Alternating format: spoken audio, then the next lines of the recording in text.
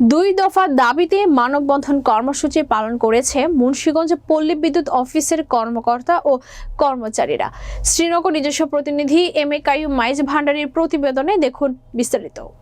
সোমবার সকালে জেলা প্রশাসকের কার্যালয়ের সামনে পল্লী বিদ্যুৎ সমিতি বৈষম্য বিরোধী আন্দোলনের ব্যানারে এই কর্মসূচি পালিত হয়।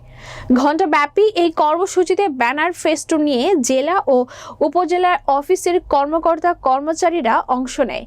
মানববন্ধন থেকে বক্তারা গ্রাহক সেবার মান উন্নয়ন, উন্নত কর্ম পরিবেশ নিশ্চিতের মাধ্যমে কর্মকর্তা কর্মচারীদের সন্তুষ্টি, স্বচ্ছতা ও জবাবদিহিতা বৃদ্ধি এবং টেকসই বিদ্যুৎ বিতরণ ব্যবস্থা বিনির্মাণে সকল বৈষম্যের অবসানের দাবি জানান।